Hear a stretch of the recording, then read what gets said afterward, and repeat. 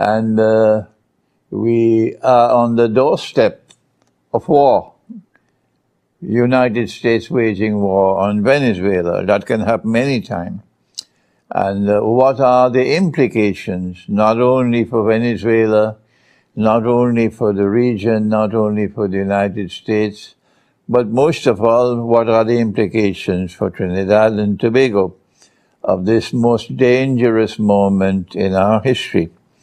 And we are very fortunate to have in my dear friend and brother, David Abdullah, a political analyst who has consistently maintained integrity in his analysis, to be with us here today to share with us his views on the implications of this confrontation, the United States confronting Venezuela, political implications, economic implications, monetary implications for the Trinidad and Tobago dollar, and of course, most of all, military implications. The United States began this drama by declaring that they are pursuing drug trafficking.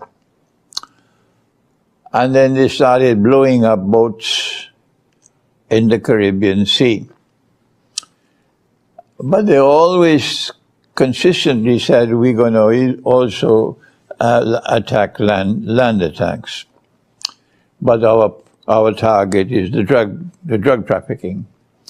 But now we see a maritime blockade around Venezuela, preventing oil shipments and the seizure of oil tankers. We want to begin by drawing attention to the viewing audience of this background to the confrontation now taking place. The United States has accused not only Venezuelans, but the government of Venezuela of being involved in drug trafficking. The United States also rejects the legitimacy of the Venezuelan government and put a ransom on his head. I think it's $50 million now. And finally, I don't know how the world is responding to it, but Trump now says that Venezuelan oil belongs to the United States. Maybe he should see a medical attention for his mental faculty. Yeah. What are your initial thoughts on this confrontation? Yes, Malana, thank you very much for tracing that bit of that background. So about the middle of August, the United States sent several destroyers, about 6 or 7 destroyers with guided missile capability, a nuclear submarine, several amphibious landing craft, and about 5,000 Marines to the Southern Caribbean. So this was a major military intervention in the Southern Caribbean. And as soon as we saw that, we said, this is going to be about regime change in Venezuela. It's something that Trump in his first presidency had wanted to achieve, but didn't. And then, in fact, going back to President Obama started the sanctions against Venezuela that were intensified by Trump 1.0, and then Biden also intensified them. And you mentioned the bounty, quote unquote, on President Maduro's head. President Biden put a $25 million US bounty on President Maduro's head, and Trump 2.0 doubled that to 50 million US. So when we saw that flotilla coming into the Southern Caribbean, we knew that that was really about regime change.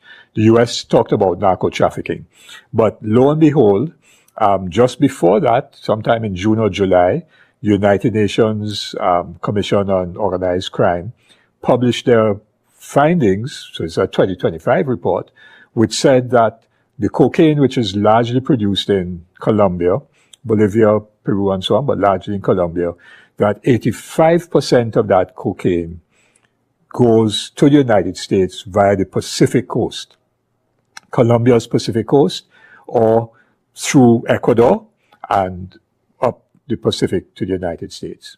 Another 8% goes via the Western Caribbean through Central America then.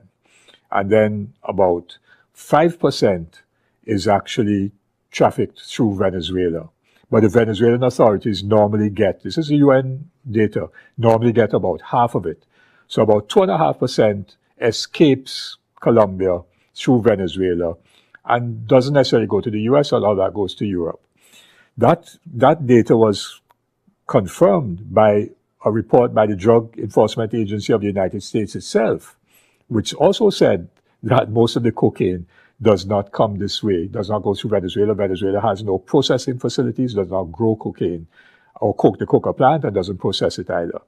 Mr. Trump talked about fentanyl because that is a major narcotic that is affecting Americans today, when they consume it.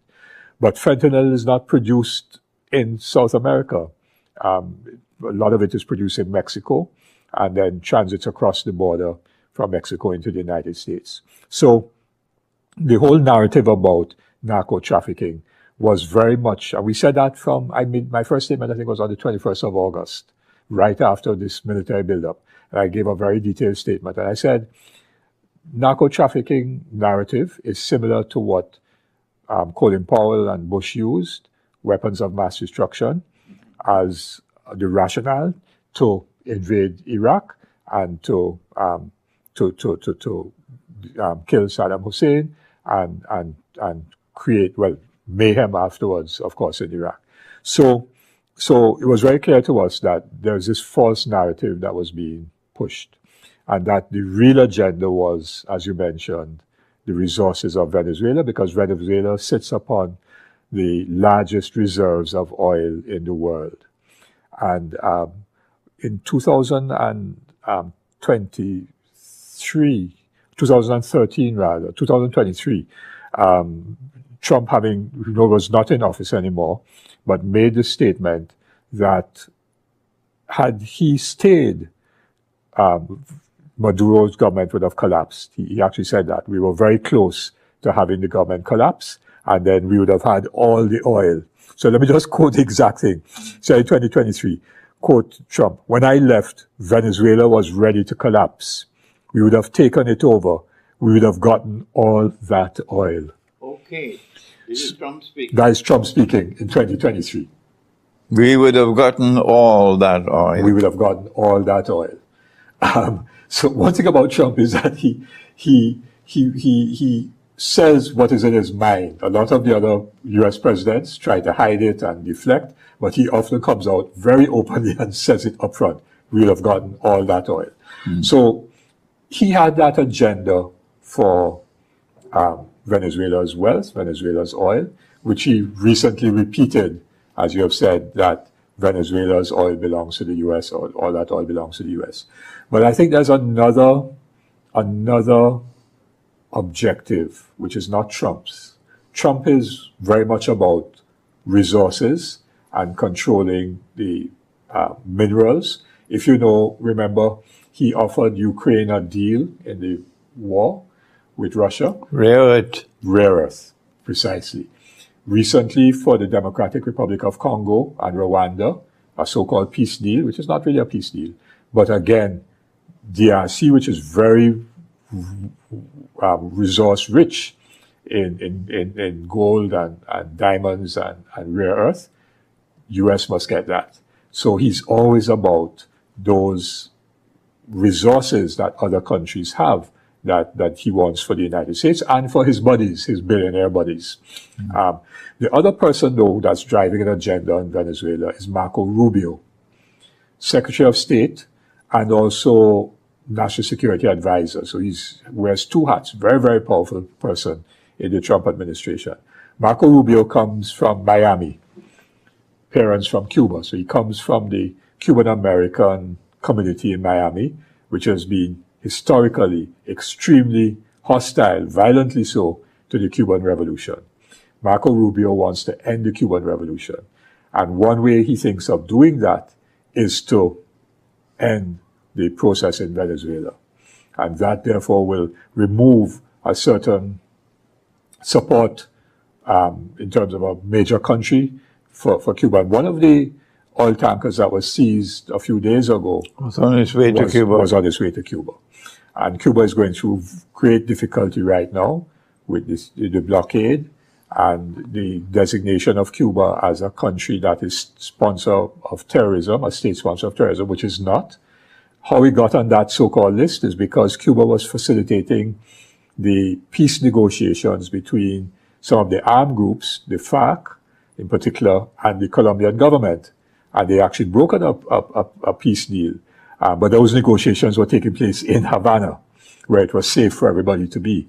And because FARC representatives were in Havana, the Americans say, well, the Cubans are supporting state sponsors of terrorism, which was the opposite of what Cuba was doing. They were trying to end armed conflict in Colombia. So Cuba is hurting, and they've been hit by hurricanes, as we know. And so, starving them of oil coming out of Venezuela puts more pressure on the Cubans. And that's Marco Rubio's agenda.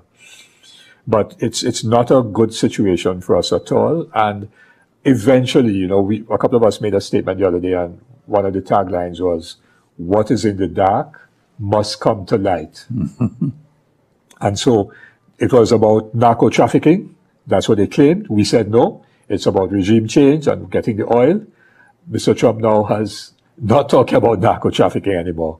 He's saying, we want all that oil. And if I could give another quote by Trump, he said just about a week ago, all of the oil, land, and other assets that they previously stole from us. Previously stole from us, yes? And then Stephen Miller, who's a key person in the Trump administration, he is the Homeland Security Advisor, but he's ideologically the person who authored Agenda 2025, which was this very racist, right-wing, white supremacist agenda for the United States. And Stephen Miller said just recently, he said, I'm quoting, "American sweat, ingenuity, and toil created the oil industry in Venezuela. Its tyrannical expropriation was the largest recorded theft of American wealth and property." So, that is why he said belongs to us. That's right. Okay. I mean, the fact of the matter is, that people from the West Indies, Trinidad and Tobago, Grenada, and so on, went to work in the oil fields of Maracaibo. And there's still Trinidadians who have families in Venezuela. And of course, Venezuelans work in the oil industry as well.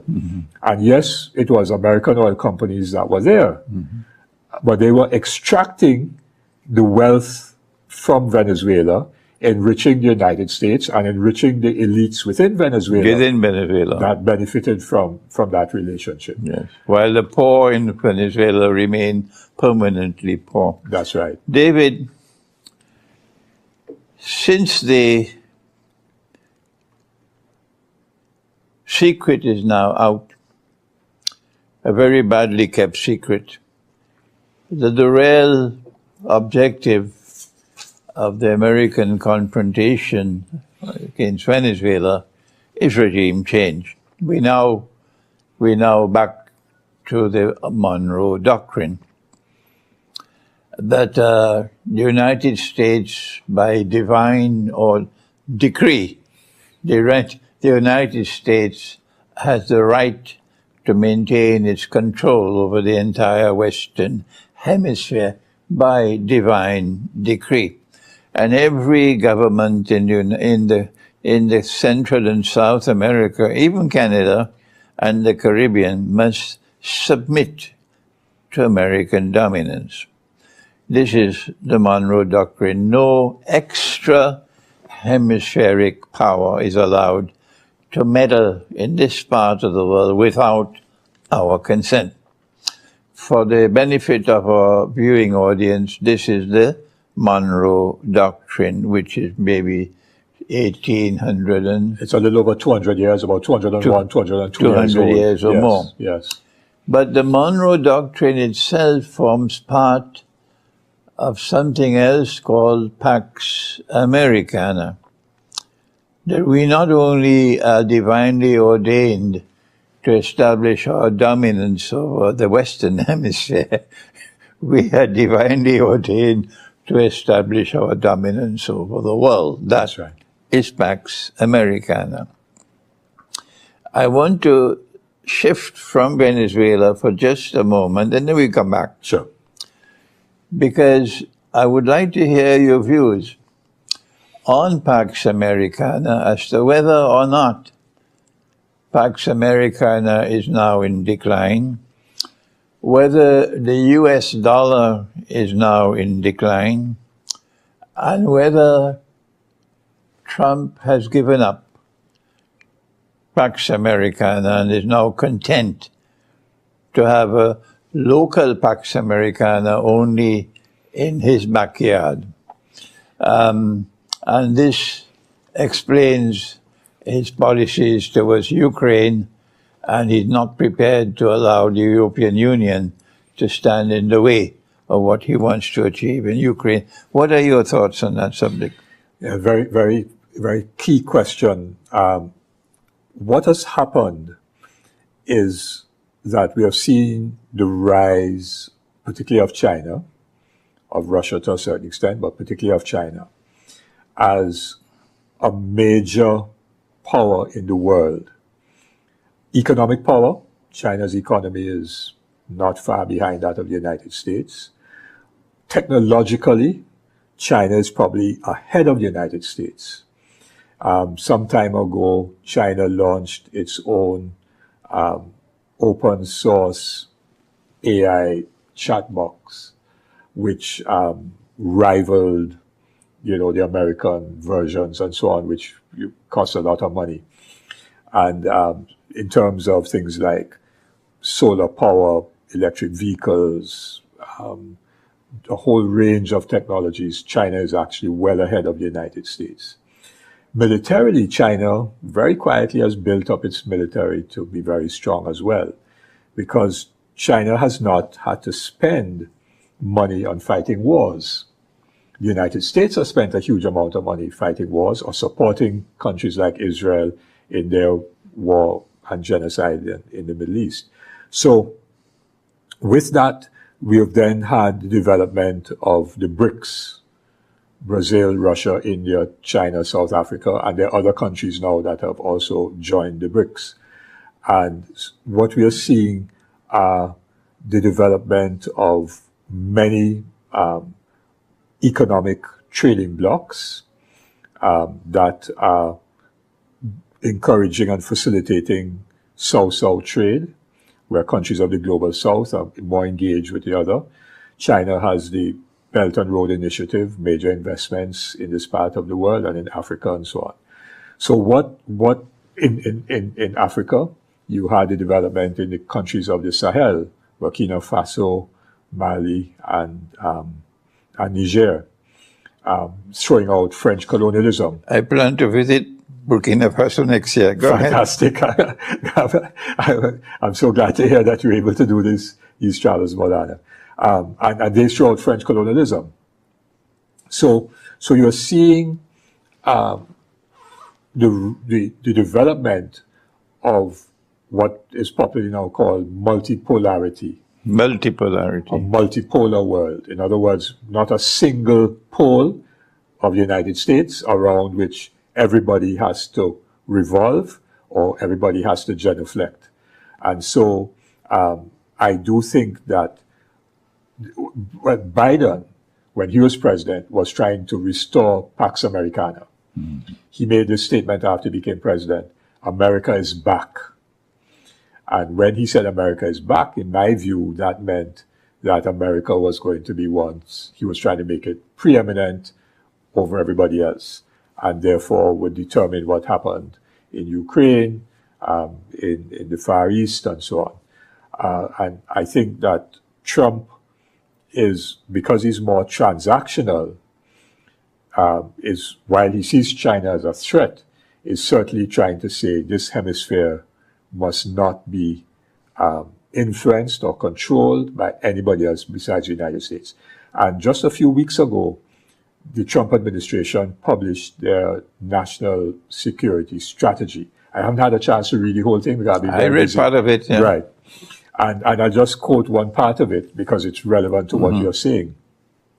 It said, one objective is, quote, to restore American preeminence in the Western Hemisphere. In the Western Hemisphere.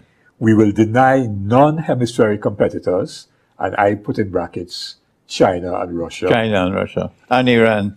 And Iran, yes. The ability to position forces or other threatening capabilities, and this is even more critical, or to own or control strategically vital assets in our hemisphere. Vital assets and resources. That's right. Yeah. And then it goes on to say, he even says this is now the Trump corollary to the Monroe Doctrine. Already. Yes, they're describing it as a Trump corollary to the Monroe Doctrine. Right. And is a common sense and potent restoration of American power and priorities consistent with American security interests. So you are in agreement that we are seeing a decline or an irreversible decline of Pax Americana and a concentration of attention on the Monroe Doctrine for the Western Hemisphere. Yes. And of course, they will use proxies in certain parts of the world where it's strategically important for them. Right. Israel, Yes. critical, and in relation to the oil and everything else in the Middle East. Would you join Pakistan in that with Israel? That's an interesting one. That's an interesting one. The irony is that, of course, India also has a relationship with Israel. Yes. You know, Not so much as spectacularly presented to the world as Pakistan. yes, and Pakistan proposing Trump to get the Nobel To Peace the Prize. eternal shame and disgrace of the world of Islam. Yes. Yes. So yes, that's an interesting one. I hadn't given that much thought. But Okay. that is certainly of I'm significance. pursuing this discussion because I want to get a view from you as to whether the concentration of attention now on the Monroe Doctrine and the new Trump version of the Monroe Doctrine and the receding of Pax Americana implies that we are almost certain to see war. In the sense that yes, but they're going to pick and choose the war. So one against Venezuela, but they're not going to go to war with China or with Russia. No. We're talking about the Western Localized. Hemisphere. I'm Yes, talking about yes. war in this this part of hemisphere. the world. That we are almost certain that tomorrow there's going to be war with Venezuela. That's what I want to hear. Yes, I think so, because Trump has backed himself into a corner. After the initial military assets which they put in the Southern Caribbean, they then put F-35 fighter jets in Puerto Rico, B-52 bombers in Puerto Rico, and then they brought in the world's largest battleship, USS Gerald Ford, which doesn't travel by itself. It travels with a flotilla of other destroyers and other assets. So there are probably about 15 or more thousand Marines in the Southern Caribbean now. So that kind of deployment, you can't just turn it around You can't walk away from and it. walk away from it No. with nothing in your hand. Yeah. That's one way of looking at the subject. That America, instead of looking great again, will look small Yes, if you walk away from it. that's right. But our approach to the subject is the Monroe Doctrine being more dominant now than it was before because Pax Americana is receding. Yes. Okay? No, the question would be, how would they want regime change because they want to get the resources of Venezuela. How is regime change going to be achieved? So there are like 2 or 3 military, if you wish, strategies that could achieve that. One would be a surgical drone strike or missile strike, which kills President Maduro and some of the other leaders of the government and of the party. And then perhaps street protests and people coming in. That's one option. But the military in Venezuela, I think, is still very loyal to President Maduro. A second option would be the blockade, which they're doing now, trying to create as much economic and social dislocation, because in the last 2 or 3 years, Venezuela's economy has been growing faster than any other economy in Latin America. Already? Yes. They've recovered. One, oil production moved from 200,000 or 300,000 barrels up to about close to 1 million barrels a day, which is below where it was at their maximum, but it gives them a significant amount of revenue. But they've also become significantly self-reliant in terms of their food production. We've had some people going to Venezuela recently, several delegations, and they moved about and so on, and they're growing a lot of their own food. Inflation is very low, and so the food is plentiful. The government, of course, provides a lot of housing, electricity is low, there's healthcare, education. So the quality of life of Venezuelans has actually significantly improved compared to, say, 5-6 years ago when things were very difficult, when the sanctions were biting and some of the economic policies were out of whack and you got hyperinflation and so on. So perhaps if they squeeze Venezuela with the blockade, they may hope that that could precipitate some kind of social unrest and bring about regime change. I don't think either of those things will happen, because the irony of it, which of course Americans never factor in, is that the Venezuelans are highly patriotic and nationalistic, because they fought for their independence. And so when a foreign power now tries to overthrow and intervene, instead of them saying, yes, let us overthrow the government, they actually are cohering around the government to repel a foreign intervention. And so the government has armed the militia, and there are old people, women and so on, who say, I want to sign up for the militia because I'm prepared to die for my country. So the third option would be an actual war, bombing, and then land troops and so on.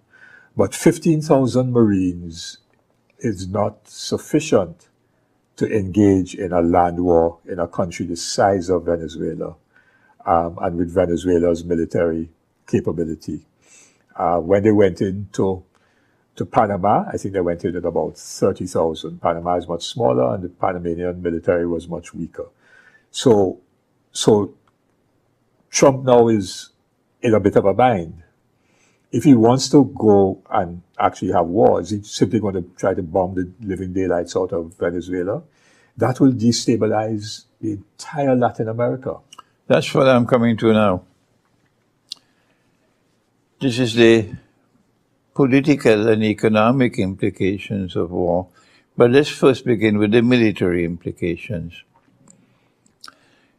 Russia entered into an agreement with Venezuela last year for the transfer to Venezuela of advanced Russian weaponry. Amongst the most famous, well-known of advanced Russian weaponry is the hypersonic missiles, not necessarily nuclear armed. Now then, what are the implications if Venezuela already possesses Russian hypersonic nuclear weapons? Number one, for American warships, because these are unstoppable missiles in the naval flotilla. Number two, and more importantly for us, the airport in Tobago, which has a US-installed radar, military radar. And I don't know where the radar in Trinidad is located. Is it in Piaco? It has, I'm not aware that it has been installed yet, but it is probably going to be installed soon. Yeah. Yes. But Venezuela, I believe, time for a break. Okay.